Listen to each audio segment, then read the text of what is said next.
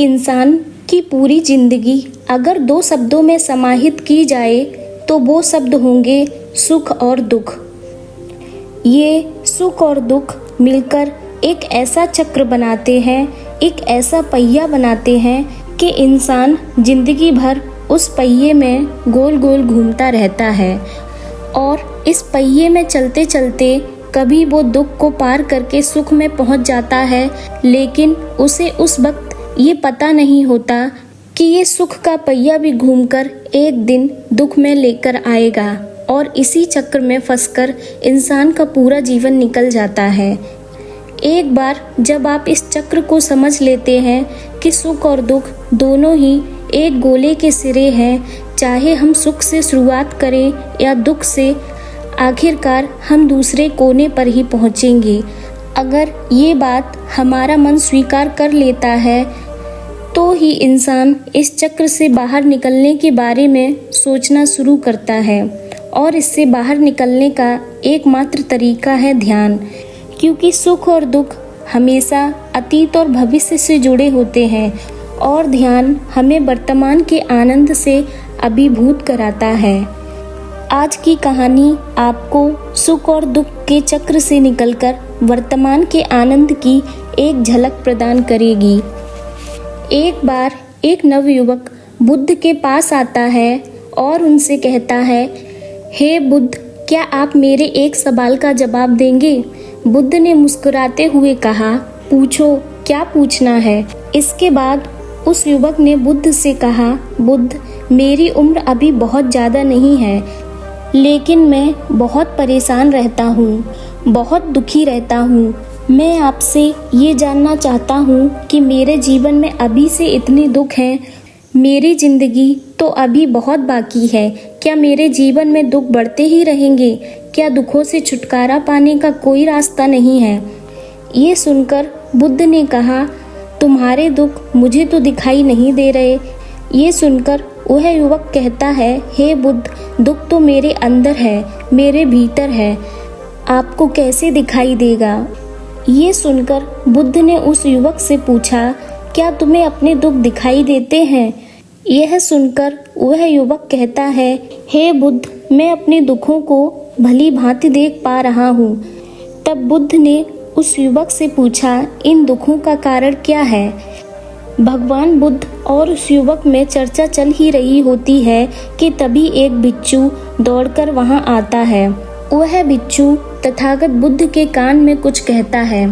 उसके बाद बुद्ध उस युवक से कहते हैं, चलो आज मैं तुम्हें जीवन का सत्य दिखाने ले चलता हूँ। मैं तुम्हें एक जगह लेकर चलता हूँ, वहाँ पर तुम्हें कुछ भी नहीं बोलना है, चुपचाप सारी बातों को केवल सुनते रहना है। इसके बाद तुम्हें अपने सारे प्रश्नों का उत्तर खुद ही मिल जाएगा। ये सुनकर वो युवक गौतम बुद्ध के पीछे पीछे चलने लगा। कुछ दूर चलने के बाद गौतम बुद्ध एक घर में प्रवेश करते हैं। घर में प्रवेश करने के बाद युवक और तथागत बुद्ध देखते हैं कि वहाँ पर बहुत सारे लोग इकट्ठा हो गए हैं और वहाँ पर बीच में एक वृद्ध चारपाई पर लेटा हुआ है। बुद्ध को देखकर सभी लोगों ने उनके लिए राह बनाई और बुद्ध वहीं जाकर चारपाई पर उस आदमी के पास बैठ जाते हैं। वो युवक भी वहीं उनके पास बैठ जाता है। उसके बाद वह वृद्ध आदमी जो चारपाई पर लेटा हुआ था कहना शुरू करता है कि हे बुद्ध, मैं नहीं जानता मेरे जीवन में कितनी और सांसें बची हैं, पता नहीं कब भगवान के घर से बुलावा आ जाए। हे बुद्ध, मैं मरने से पहले अपने कुछ सवालों के जवाब जानना चाहता हूँ। मुझे पता है कि मेरे सवालों का जवाब केवल आप ही दे सकते हैं, इसीलिए मैंने आपको यहाँ बुलाया है। इसके बाद वो वृद्ध आदमी बुद्ध से कहता है कि हे बुद्ध, अपने आखिरी वक्त में मुझे अपने बचपन के दिन बहुत ही याद आ रहे हैं।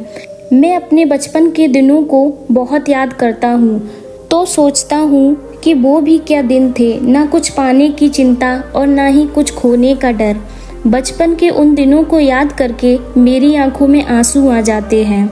मुझे लगता है कितनी आज़ादी थी उस समय, मेरा मन कितना खुला हुआ था, मन में कुछ भी पाने की इच्छा नहीं थी। जिस भी खेल में लग जाते थे उसी खेल में पूरा दिन लगे रहते थे। लेकिन कुछ समय बाद जैसे जैसे मैं बड़ा होने लगा, लोग मुझे जिंदगी की दौड़ में आगे निकलने के लिए कहने लगे।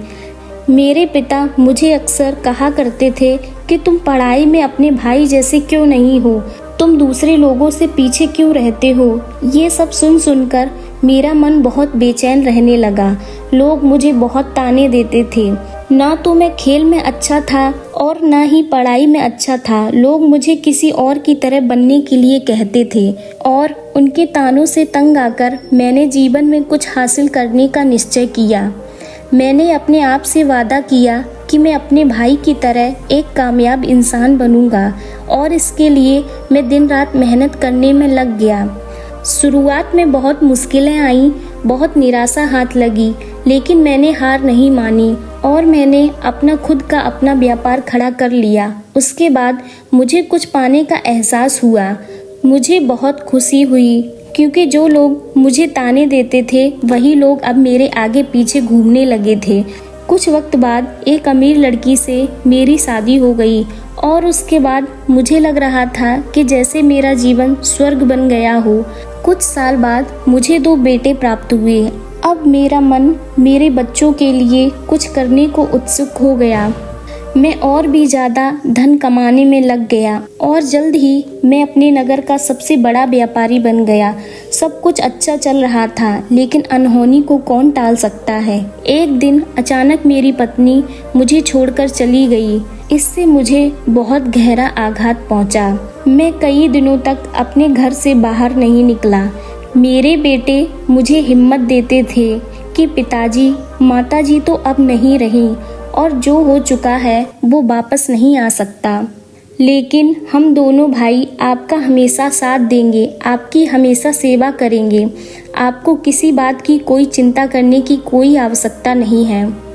और धीरे धीरे मैंने भी अपने मन को समझा लिया कि अब तो मुझे अपनी प्रिय पत्नी के बिना ही जीना पड़ेगा। इसीलिए मैंने अपना मन अपने बेटों के साथ जोड़ लिया। उनकी खुशी में ही मुझे खुशी होती थी, उनके दुख में ही मुझे दुख होता था। उसके बाद उस वृद्ध आदमी ने कहा, हे बुद्ध, इस जीवन चक्र में अक्सर मुझे ऐसा महसूस होता था कि आखिर जीवन क्या है, जीवन को उसकी गहराइयों में कैसे जाना जाए। ये कैसे जाना जाए कि मैं कौन हूँ और मैं इस दुनिया में क्या करने के लिए आया हूँ। ऐसे तमाम सवाल मेरे मन में उठते ही रहते थे। और मुझे आपके बारे में भी पता चला कि बुद्ध ऐसी ध्यान प्रणालियाँ बताते हैं जिससे जीवन का मतलब समझा जा सकता है। लेकिन मैं हमेशा ये सोचता रहता था कि मैं पहले अपने जीवन को दुखों और परेशानियों से मुक्त कर लेता हूँ, उसके बाद मैं ध्यान में अपना पूरा मन लगाऊंगा। और यही सोच सोच कर मैं कभी ध्यान नहीं कर पाता था। धीरे धीरे वक्त बीतता गया और आखिर में उम्र ढलने के बाद मैं बीमार पड़ गया। वैसे मेरे जीवन में कोई कमी नहीं रही। मेरे बेटों ने मेरा अच्छा साथ दिया। मैंने जीवन में बहुत कुछ हासिल भी किया, लेकिन अब मैं अपने जीवन में पीछे मुड़कर देखता हूँ तो मुझे एहसास होता है कि मेरे बचपन के दिन ही सबसे प्यारे दिन थे।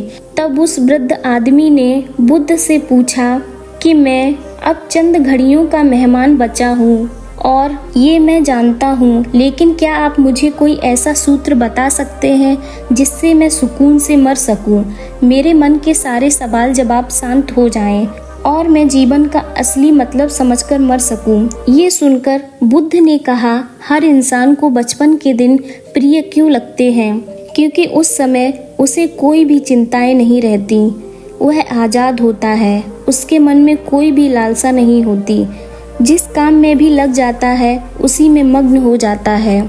लेकिन जैसे जैसे इंसान की आयु बढ़ने लगती है वैसे वैसे उसकी इच्छाएं, उसकी कामनाएं दिन ब दिन बढ़ती जाती हैं और इसीलिए अक्सर इंसान भविष्य की तैयारियों में लगा रहता है या फिर अतीत के बारे में सोचता रहता है और वो वर्तमान में जीना भूल ही जाता है। वहीं अगर हम किसी छोटे बच्चे को देखें तो उसके लिए कोई भविष्य या कोई अतीत नहीं होता, उसके लिए वर्तमान होता है और इसीलिए वह वर्तमान में पूरा आनंदित होकर रहता है। तुमने अपना पूरा जीवन अपनी कामयाबियों, अपने बेटों, अपनी पत्नी और अपने भविष्य की योजनाओं में ही बिता दिया और तुम यही सोचते रहे कि पहले मैं अपने जीवन को व्यवस्थित कर लेता हूँ, उसके बाद सत्य की खोज करूँगा, उसके बाद ध्यान करूँगा। लेकिन हम ये भूल जाते हैं कि कल कभी नहीं आता। भविष्य की योजनाएं कभी पूरी नहीं होती।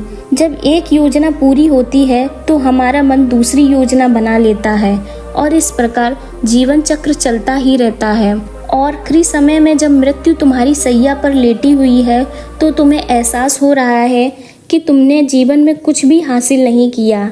अब तुम्हें लग रहा है कि जो भी तुमने हासिल किया है उसमें से तुम एक सुई भी अपने साथ नहीं ले जा सकते। अगर यही बात तुम उस वक्त समझ लेते, मृत्यु कभी निश्चित होकर नहीं आती, वो तो कभी भी आ सकती है। अगर ये बात उस वक्त तुम्हारा मन समझ लेता तो तुम उसी वक्त ध्यान और सत्य की खोज में लग जाते। तुम कोई ऐसी चीज खोजने की कोशिश करते जो तुम्हारे साथ जा सके, जो तुम्हें परिपूर्णता से भरने का मार्ग दिखा सके। उस वृद्ध आदमी ने हाथ जोड़कर बुद्ध से कहा, हे बुद्ध, ये तो मैं जानता हूँ कि मुझसे गलतियाँ हुई हैं। मैंने अपने जीवन को सार्थक रूप से जिया ही नहीं और इस बात का मुझे बहुत गहरे में एहसास हो चुका है। लेकिन मैं आपसे फिर से वही सूत्र जानना चाहता हूँ, क्या मैं अभी परिपूर्णता के साथ नहीं मर सकता? क्या मुझे अभी सत्य की कोई झलक नहीं मिल सकती? ये सुनकर बुद्ध ने उस आदमी का हाथ सहलाते हुए कहा, अब तो एक ही सूत्र समझाने लायक रह जाता है और वो सूत्र ये है कि तुमने जीवन में जो कुछ पाया है या जो कुछ भी खोया है वो सब यहीं पर छोड़कर चले जाओ। उसे अपने मन के साथ जोड़कर मत ले जाओ। अपने मन में ये भाव पैदा करो कि तुमने अपने जीवन में बहुत कुछ सीख लिया और वास्तविकता में तुमने अपने जीवन में बहुत प्रगति की है, क्योंकि तुमने ये जान लिया है कि जीवन में कुछ भी सार्थक नहीं है और ये जानना भी बहुत बड़ी उपलब्धि होती है। लोग जीवन भर जीते जीते मर जाते हैं, लेकिन उन्हें जीवन की निरर्थकता का कोई पता ही नहीं चलता। इसीलिए अपने मन से सारे सवाल निकाल दो और अपने मन में ये भाव पैदा करो कि जीवन में जो कुछ जानने जैसा था वो जान लिया और जीवन में कुछ और जानने जैसा नहीं बचा है। जब तुम इस भाव या इस बोध से भर जाओगे तो तुम बिल्कुल खाली होकर मृत्यु को प्राप्त हो सकोगे। और वास्तविकता में यही मरने की कला होती है। हमने जीवन में जो कुछ भी पाया या जो कुछ भी खोया वो इसी दुनिया का था और वो यहीं पर रह जाएगा। हमारे साथ कुछ भी नहीं जाएगा, हम खाली ही जाएंगे, बिल्कुल खाली जाएंगे। और जो लोग अपने मन से खाली होकर जाते हैं, वास्तव में उनके अंदर ज्ञान का दीप जल जाता है और वो आगे चलकर दूसरे जन्मों में उस निर्वाण की स्थिति को प्राप्त कर सकते हैं। लेकिन इससे पहले तुम्हें इस जीवन की निरर्थकता को समझना होगा। यहाँ पर कुछ भी पाना या कुछ भी खोना कोई मायने नहीं रखता। इसके बाद उस वृद्ध आदमी ने कोई सवाल नहीं पूछा और वो मुस्कुराते हुए मृत्यु को प्राप्त हो गया। इसके बाद बुद्ध ने उस युवक से पूछा, क्या तुम्हें अपने सवालों के जवाब मिले? अगर मिले तो तुम्हें क्या जवाब मिले? सभी लोगों को बताओ। उस युवक ने कहा, हे बुद्ध, मुझे अपने सवालों के जवाब मिल गए हैं। इस वृद्ध आदमी के जीवन चक्र से मैं समझ गया हूँ कि जीवन में कुछ भी पाने जैसा नहीं होता। सुख हो या दुख हो, सब कुछ ही पीछे रह जाता है। अगर हम इसी चक्र में फंसे रह जाएंगे तो हम सत्य को कभी नहीं जान पाएंगे। इसीलिए जीवन में सुख और दुख तो चलते ही रहेंगे, इसके साथ साथ चलते ही हमें सत्य की खोज करनी पड़ेगी। फिर उस युवक ने बुद्ध से कहा, लेकिन भगवान, मेरे मन में अब भी एक सवाल बाकी है जिसका जवाब जानना सबके लिए बहुत जरूरी है। मेरा सवाल है कि मैं ध्यान की यात्रा करने के लिए बहुत प्रेरित हुआ हूँ, लेकिन मुझे कोई मार्ग नहीं पता। ध्यान कैसे किया जाए? बुद्ध ने उस युवक से कहा, ध्यान की सभी प्रक्रियाएं तुम्हें होश में लाने के लिए ही बनी हैं, तुम्हें वर्तमान में लाने के लिए ही बनी हैं। अगर तुम किसी भी कार्य को पूरी उपस्थिति के साथ पूरे एकाग्र भाव से अपने आप को पूरा इकट्ठा करके कर सकते हो तो तुम ध्यान में ही होते हो, लेकिन हमारा ध्यान इधर उधर भटकता रहता है। अपना कार्य करते करते वर्तमान में रहने के लिए मैं तुम्हें एक छोटी सी विधि बताता हूँ, जिसके जरिए तुम अपना काम भी कर सकते हो और ध्यान को भी समझ सकते हो। जब भी चलते फिरते हो, उठते बैठते हो, सिर्फ अपनी सांसों पर ध्यान लगाना शुरू करो। सांस किस नाक से आ रही है और किस नाक से जा रही है और नाक के कौन से कोने से टकरा रही है, सिर्फ तुम उसके साक्षी भर हो जाओ। सिर्फ उसको देखते रहो। कुछ भी काम कर रहे हो, चल फिर रहे हो, खाना खा रहे हो, सिर्फ अपनी सांस पर ध्यान लगाओ। और ये करते वक्त तुम्हें ये महसूस होगा कि तुम्हारा दिमाग, तुम्हारे विचार तुम्हें इधर उधर ले जाते हैं, लेकिन थोड़ी देर बाद तुम्हें फिर होश आएगा कि तुम्हें अपनी सांसों पर ध्यान लगाना है और तुम्हारा ध्यान फिर से सांसों पर टिक जाएगा। और धीरे धीरे जब तुम अपने विचारों को देखने लगोगे तो तुम पाओगे कि विचार विलीन होने लगे हैं। तुम्हारे अंदर बस एक खाली मैदान बचा है। सारे सवाल जवाब विलीन हो चुके हैं। इसके बाद बुद्ध ने उस युवक से कहा, सांसें जो होती हैं वो वर्तमान में चलती हैं, ना ही वो भविष्य में चलती हैं और ना ही अतीत में चलती हैं। वो वर्तमान होता है, वही वर्तमान स्थिति होती है। और जब तुम अपने सांसों से जुड़ जाते हो तो तुम वर्तमान में ध्यान लगाना सीख जाते हो, क्योंकि सांसें जिन पर तुम ध्यान लगा रहे हो वो वर्तमान में चल रही होती हैं। इसके बाद धीरे धीरे कदम दर कदम तुम्हें ध्यान का खुद ही एहसास होने लगेगा। फिर तुम जो भी काम करोगे उसमें तुम्हारा पूरा चित्त लगा होगा। फिर बुद्ध ने उस युवक से कहा, तो शुरुआत वहीं से करो जहाँ पर तुम हो। यहीं से, अभी से अपनी सांसों को पकड़ना शुरू कर दो। अगर आपको ये कहानी अच्छी लगी तो मेरे चैनल को सब्सक्राइब करें, वीडियो को लाइक करें। Thank you for watching.